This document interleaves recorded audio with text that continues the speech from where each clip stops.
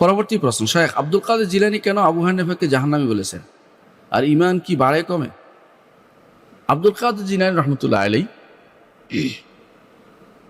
আব্দুল কাদের জিলানী রহমতুল্লাহ আলাইহি তিনি একজন বড় ধরনের আল্লাহর ওলি ছিলেন বলে এটা প্রসিদ্ধ হয়ে গেছে, এবং আমরা মনে করি তিনি আল্লাহর ওলি ছিলেন নিঃসন্দেহে। নিঃসন্দেহে এই জন্য বললাম, তার ব্যাপারে যুগ যুগ ধরে আমরা আলেমরা ভালো কথাই বলেছেন, কিন্তু আমরা কারো ব্যাপারেই সার্টিফিকেট দেই না তিনি ভুলের ঊর্ধ্বে। একমাত্র মুহাম্মদ রাসূলুল্লাহ সাল্লাল্লাহু আলাইহি ওয়াসাল্লাম বা নবীরা ব্যতীত প্রত্যেকেরই কথা নেওয়া যাবে এবং ছাড়া যাবে। আব্দুল কাদের জিলানী রহমতুল্লাহ আলাইহি সম্পর্কে ইমাম ইবনে তাইমিয়া রহমতুল্লাহ আলাইহি বলতেন সবসময়, আল ইমাম আল কুদওয়া আল আরিফ বিল্লাহ, ইমাম অনুসরণযোগ্য ইমাম, কুদওয়া ব্যক্তিত্ব যাকে অনুসরণ করা যায় এরকম, তারপর তিনি আরিফ বিল্লাহ আল্লাহ সম্পর্কে জানে এরকম তিনি তার সম্পর্কে সার্টিফিকেট করেছেন। নিঃসন্দেহে তিনি ভালো মানুষ ছিলেন, আমরা এটুকু বিশ্বাস করি, আমাদের অন্তরে সায় দেয় এই ব্যাপারে। তবে আমরা জান্নাতি বলার মতো ক্ষমতা তার কেউ যেন না বলি, কারণ কোনো মানুষ জান্নাতি জানে বলার জন্য সার্টিফিকেট লাগবে রাসূলুল্লাহ সাল্লাল্লাহু আলাইহি ওয়াসাল্লাম থেকে। এই জন্য যারা আজ আব্দুল কাদের জিলানী রহমতুল্লাহ আলাইহির মনস্তুষ্টির জন্য বসে আছেন, তারা শিরিক করে যাচ্ছেন। আল্লাহর মনস্তুষ্টি করুন, আল্লাহ তাআলার সন্তুষ্টি বিধান করুন, তা আল্লাহ তাআলা যেটা সন্তোষ পায়, আল্লাহ যেটাতে সন্তোষ হয়, আল্লাহ তাআলার সন্তুষ্টি যাতে হয় সেটা করুন। কিন্তু নিজের পক্ষ থেকে মানে নিজে কাউকে ব্যক্তিকে ধরে নিয়ে তার সন্তুষ্টির জন্য চিন্তা করবেন না। আব্দুল কাদের জিলানী রহমতুল্লাহ আলাইহি তিনি আল্লাহর ওলি ছিলেন, আমরা মনে করি আপনিও আল্লাহর ওলি হন। আব্দুল কাদের জিলানী রহমতুল্লাহ আমল করে আল্লাহর হয়েছেন, তিনি ওই ব্যক্তিকে ভালোবেসে না, কোনো নির্দিষ্ট ব্যক্তিকে নয়, যে আপনিও আমল করে দিনের উপর আমল করে আল্লাহর ওলি হতে পারবেন, এটা হলো মূল কথা। তো তিনি অনেক কথাই বলেছেন তার গ্রন্থের মধ্যে, আল গুনিয়াতুল তালিবিল হক, আল গুনিয়াতুল তালিবিল হক, এটা হচ্ছে তার গ্রন্থের মূল নাম, সংক্ষেপে আল গুনিয়া বলা, বাংলাদেশে অনুবাদ হয়েছে গুনিয়াতুত তালিবিন নামে। এই গ্রন্থটির ভাষণের অভাব নেই। এক একজনের বাংলা ভাষায় দেখবেন যে নিজের কথাও জুড়ে দিয়েছে তার কথার ভিতরে। বাংলা ভাষায় যে অনুবাদটা আছে দেখলাম, সেখানে 3 নম্বর খণ্ড পুরোটাই গুনিয়াতুত তালিবিন নামে চালিয়ে দিয়েছে। ওইটা হচ্ছে ওনার এক শব্দ ওখানে নাই, ওইটা হচ্ছে ওনার কারামতি, ওনার ওইটা নিয়ে আলোচনা, এগুলি হচ্ছে গুনিয়াতুত তালিবিন। অথচ উনি এটা লেখেন নাই, উনি যেটা লিখেছেন আরবিতে সেটা আছে, এবং সব জায়গাতে এটার মাকতুতও আছে, মানে ম্যানুস্ক্রিপ্টও আছে, এবং তিনি সেটা দেখে বোঝা যায় যে তিনি আকীদার ক্ষেত্রে একদম পিওর মানুষ ছিলেন, আকীদার ক্ষেত্রে একদম পিওর মানুষ ছিলেন, সোনার মানুষ ছিলেন আকীদার ক্ষেত্রে। আল্লাহকে আরশের উপর উঠেছেন, আল্লাহ আরশের উপর রয়েছেন, ইনি বারবার তার কথায় সেখানে সাব্যস্ত করেছেন, দলিল নিয়ে এসেছেন, উলুল্লাহ আলা খালকি, কোরআন দিয়ে হাদিস দিয়ে তিনি বারবার দলিল নিয়ে আসছেন যে আল্লাহ তাআলা আরশের উপরে। এটাকে তিনি বারবার সাব্যস্ত করেছেন তার আল গুনিয়া কিতাবে, যেটা বর্তমান সময়ে সুফিরা, তথাকথিত সুফিরা মনে করে আল্লাহ সব জায়গাতে, আল্লাহ কলমের ভিতরে, এটা ইমাম আব্দুল কাদের জিলানী কখনো বলেননি। এটা হচ্ছে পরবর্তীদের পথভ্রষ্টতা। আপনারা আল গুনিয়াতুল তালিবিল হক আরবিটা পড়বেন, যারা জানেন আপনি এটা সত্যতা পাবেন। আপনি যদি কোনো বলেন যে ওয়াহাবিরা বদলাই ফেলছে, তাহলে আপনি ম্যানুস্ক্রিপ্ট দেখতে পারেন, যেটা হাতের লেখা তার, সেটাও আছে নেটে, আপনি সেটা খুঁজলেও পাবেন, সেটা পড়ে দেখেন, কেউ কিছু বদলায়নি, আরবিটা ঠিকই আছে, বিভিন্ন ভাষায় গিয়ে সেটাও পরিবর্তিত হয়ে যায়। আপনি দেখবেন যে তারা আকীদাগত পরিশুদ্ধি একেবারে, আমরা সার্টিফিকেট দিতে পারি যে আলহামদুলিল্লাহ তিনি সত্যিকার অর্থে একজন সহি আকীদার ধারক বাহক ছিলেন, এবং তার অনুসারীরা এই জন্য প্রথম সহি আকীদাতে ছিল। পরবর্তীতে মানুষগুলো তাকেই ইবাদত করা শুরু করে দিয়েছে। এখন তো ইয়া আব্দুল কাদের লিল্লাহ, ইয়া আব্দুল কাদের শাইআন লিল্লাহ, আব্দুল কাদের আল্লাহর জন্য কিছু দেওয়া যায়, মানুষ বলার অভাব নেই, নাউজুবিল্লাহ। আব্দুল কাদের কাছে চাচ্ছে, আব্দুল কাদের গোলাম হচ্ছে, কেউ কেউ নিজের নাম রাখছে গোলাম আব্দুল কাদের, আব্দুল কাদের গোলাম, আল্লাহর কালাম, আল্লাহ দাস হয় না, সে আব্দুল কাদের দাস হয়েছে, নাউজুবিল্লাহ। এ হচ্ছে শিরকের নমুনা। কিছু দেখেন, আব্দুল কাদের জিলানী ছেলেকে মেয়েকে ছেলে বানাইতে পারে বিশ্বাস করে, আব্দুল কাদের জিলানী কারো রূহ ফেরত দিতে পারে বিশ্বাস করে, আব্দুল কাদের জিলানী তিনি তার মুরিদদেরকে জান্নাতে নিয়ে যাবেন বিশ্বাস করে। এই জাতীয় বিশ্বাস যাদের আছে সবই তো কিন্তু কুফরি আকীদায়, শিরকি আকীদায় ভর্তি। এই জন্য এগুলি থেকে দূরে থাকতে হবে। আব্দুল কাদের জিলানী রহমতুল্লাহ আলাইহি তিনি কখনো এই জাতীয় জিনিস প্রচার করেননি। তার নামে একটা মিথ্যাচার কবিতা আছে, মুরিদ ইলা তাহজান, আমার মুরিদ তুমি পেরেশান হয়েও না, আকাশের কত তারা তা আমি জানি, মাটির ভিতরে কত বালুর কণা সেটা আমি জানি, মাছ পানিতে কত মাছ তা আমি জানি। এত বড় মিথ্যাচার তিনি করেন নাই, মিথ্যা কথা তিনি বলেন। এগুলি মুরিদরা বানাইতে অনেক বাড়াই ওনাকে এই কবিতা বানিয়ে নিয়েছে। এটা অবশ্যই তার কোনো এই কাসিদা গাউসিয়া নামে যেটা প্রচলিত আছে, সম্পূর্ণরূপে ভ্রষ্টতা এবং পথভ্রষ্টতা, মিথ্যাচারে ভরা। এই জন্য এই জাতীয় কবিতা তা তিনি বলেন নাই, এটি পরবর্তীতে তার নামে চালিয়ে দিয়েছে। এ থেকে আমাদের বুঝতে হবে যে অনেক সময় ভালো মানুষের জন্য পরবর্তীরা বিপদ হয়ে দাঁড়ায়। অনেক ভালো মানুষের জন্য মানুষ তাদের জন্য মিথ্যাচার বসে বসে বানায়, কারামত বানায় তাদের জন্য। এই জন্য আব্দুল কাদের জিলানী রহমতুল্লাহ আলাই, আমরা তাকে ভালোই জানি। তিনি আবু হানিফা রহমতুল্লাহ আলাই জাহান্নামী বলেছেন, কথা ঠিক নয়, এটা বলেন নাই। তিনি বলেছেন মুরজিয়াদের মধ্যে একটি গোষ্ঠী আছে, তারা অনুসরণ করে নোমান ইবনে সাহাবেত নামে এক ব্যক্তির।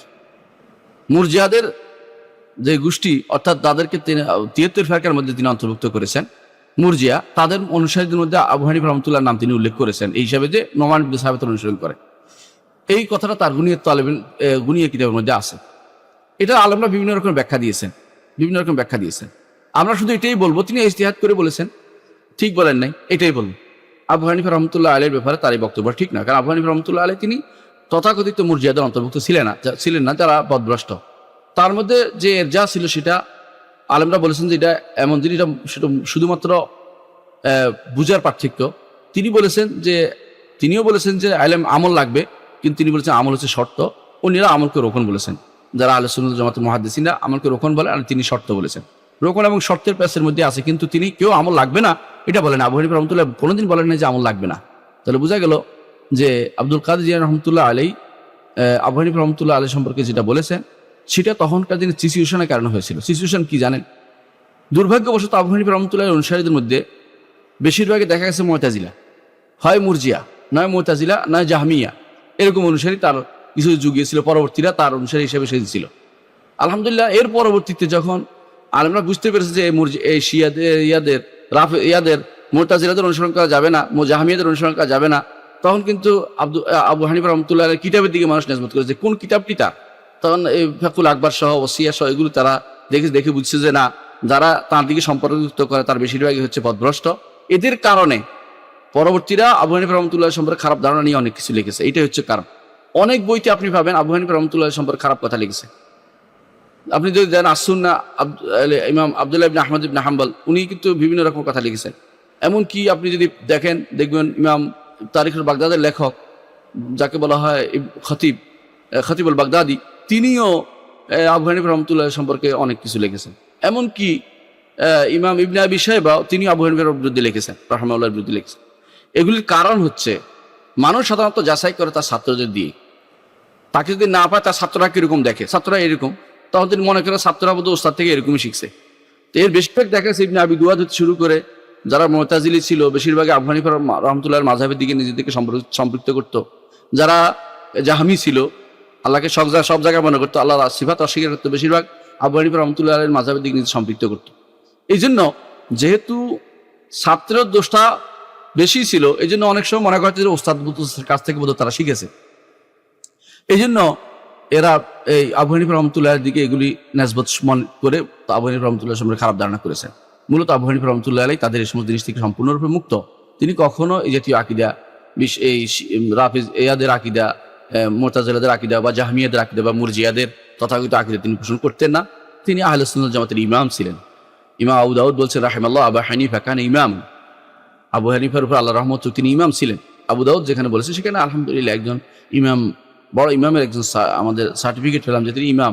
এবং তার সম্পর্কে ইমাম ইয়াহইয়া ইবনে সাঈদ আল কাত্তান বলেছেন যে আমরা মিথ্যা বলবো না, আবু হানিফার অনেক কথাই আমরা গ্রহণ করি। এবং ইয়াহইয়া ইবনে মাঈন সহ অনেকেই তার সম্পর্কে ভালো মন্তব্য করেছেন। আমরা বলছি না তার হাদিসি দৃষ্টিকোণ থেকে বলছি না এখানে, বা আকীদা দৃষ্টিকোণ থেকে বলছি না, কিন্তু আমরা এটাই বলবো আব্দুল কাদের জিলানী রাহমাতুল্লাহ আলাইহি তখনকার সময় প্রপাগান্ডা দিয়ে হতো। কারণ যে কোনো জায়গাতে ছাত্রদের দৌরাত্ম্য থাকে অনেক সময়, যেহেতু হানাফিদের দৌরাত্ম্য বেশি ছিল তখন সে সময়, বেশিরভাগই ছিল আকিদা বিভ্রান্ত, মুতাজিলা আকিদা ছিল কেউ, জাহমি আকিদা ছিল কেউ, এই জাতীয় মুরজিয়া আকিদা ছিল কেউ। তো সেই জন্য তিনি বলেছেন যে একজন নাম নোমান ইবনে সাহাবেত নাম বলা হয়, তার অনুসারীরা মুরজিয়া, এটা তিনি বলেছেন এবং তাদেরকে 72 ফেরকার মধ্যে অন্তর্ভুক্ত করেছেন।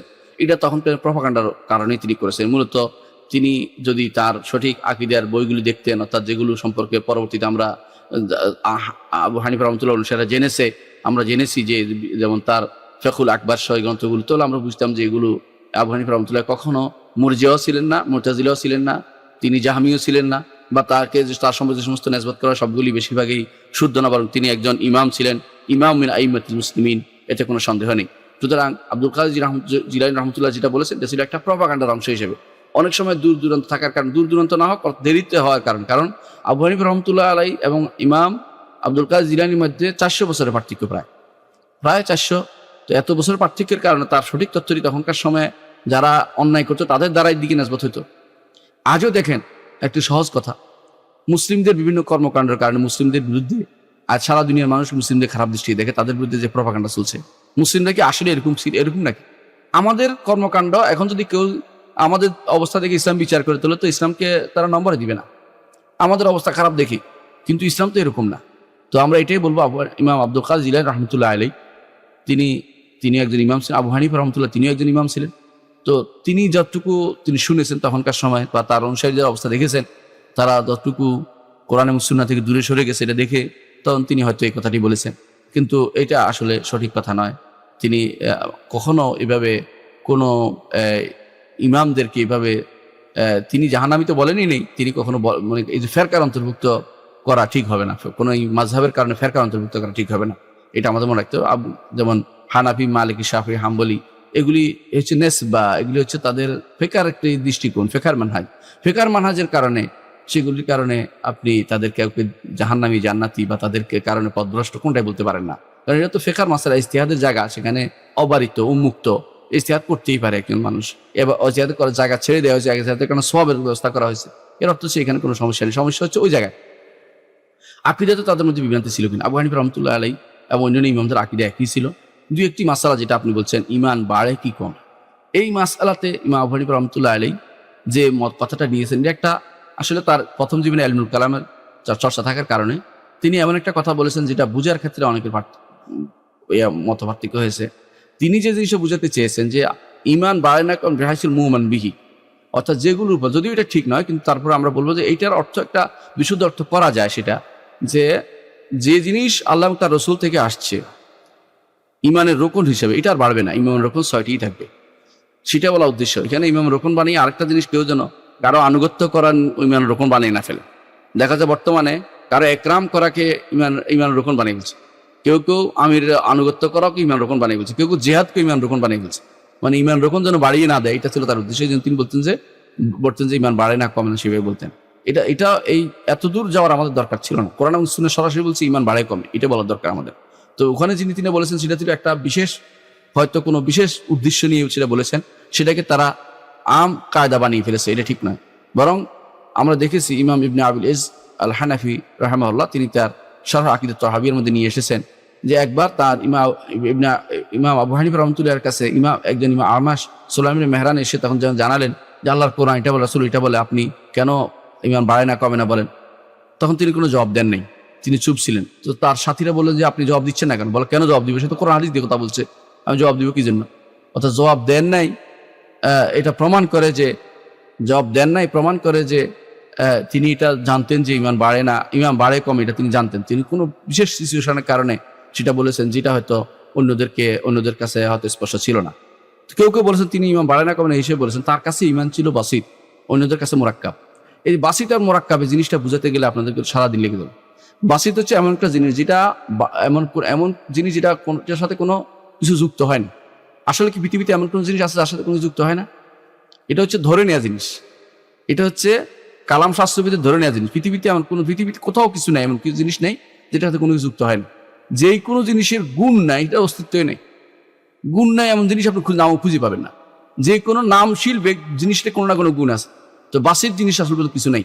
তো এই জিনিসটা ইলমুল কালামের চর্চার কারণে তাদের মধ্যে ঢুকেছিল, যে তারা মনে করতেন ইমান একটা বাসিত, মোরাক্কাব নয়।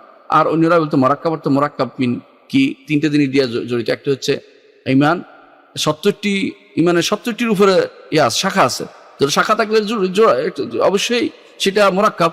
আর ইমানের 3টি মৌলিক অংশ আছে, একটা হচ্ছে অন্তর দিয়ে স্বীকৃতি দেওয়া, মুখে অন্তরে স্বীকার করা, মুখে স্বীকার করা এবং কর্মকাণ্ডে স্বীকৃতি প্রদান করা। এই 3টি অংশ তাহলে মোরাক্কাবই হলো। এই যেহেতু বাসিত তো কোরআন হাদিসে কোথাও আসে নাই, তাহলে এই একটি কালাম শাস্ত্রীয় একটি শব্দকে নিয়ে যত মতভেদ তৈরি হয়েছে, এই শব্দটা বাদ দিলে হইতো। কোরআন সুন্নাহ আসে না, এটা নেওয়ার কারণে যে ক্ষতি হয়েছে আমাদের, সেটা হচ্ছে উম্মতে মুসলিমের এক বিরাট অংশ এখন কোরআন এবং সুন্নাহর বিরুদ্ধে কথা বলতেছে, ইমান বাড়ে না কমে না। আল্লাহ বলতেছে লিয়াজদাদাল্লাযিনা আমানু ঈমানা, যারা ঈমান আনে তাদের ঈমান আল্লাহ বাড়িয়ে দিবেন। তো অন্য আয়াতে আল্লাহ তাআলা এইভাবে জিয়াতুল ইমানের ব্যাপারে বহু আয়াত এসেছে কোরআনে কারিমে। রাসূলুল্লাহ সাল্লাল্লাহু আলাইহি ওয়াসাল্লাম হাদিসে উল্লেখ করেছেন বারবার। সাহাবায়ে কেরাম বলতেন তাআলাউ নাজদাদ ঈমানানা, আসো আমরা ঈমান বাড়িয়ে নেই। এবার সাহাবায়ে কেরাম বলেছেন যেটা আয়াতে আসছিল ইয়াজিদুল্লাহুল্লাযিনা ইহতাদাউ হুদান, ওইটা যে আয়াত, যারা ঈমান এনেছে তাদেরকে আল্লাহ হেদায়েত বাড়িয়ে দিবেন। এরা হচ্ছে ঈমান বাড়িয়ে বেড়ে যায়। কেউ বলতে পারে না আবু বকর ঈমান আর তার ঈমান একরকম, নাউজুবিল্লাহ। আবু বকর রাদিয়াল্লাহু আনহু ঈমান সারা দুনিয়া মানুষের ঈমানের এক পাল্লা দিয়ে তারটাই ভারী বেশি হবে। তাহলে বোঝা গেল ঈমান অবশ্যই বাড়ে কমে, এটা কোনো সন্দেহ নেই। আবু হানিফা রাহমাতুল্লাহ আলাইহি যেটা বলেছেন এটা কোনো যদি তিনি সরাসরি বিরোধিতা করেন তো ভুল বলেইছেন নিঃসন্দেহে, কারণ কোরআন হাদিস বিরোধিতা করা জায়েজ নেই। আর কোনো বিশেষ কারণে বলে থাকলে সে কারণটা আমাদেরকে স্পষ্ট নয়। তো যতটুকু আমরা জেনেছি তিনি এই মতের উপর শেষ পর্যন্ত ছিলেন না। কিন্তু আমাদের উচিত নয় সেই মতের উপর টিকে থেকে বলা, সেই অবস্থান করে থাকা বলা এবং বলা যে ঈমান বাড়ায় না কমে না, এটা বলা জায়েজ না, কারণ কোরআন হাদিস সরাসরি বিরোধী। কোরআন হাদিস সরাসরি বিরোধী কোনো কথা আমরা যেন না বলি। আল্লাহ আমাদেরকে বুঝার তৌফিক দান।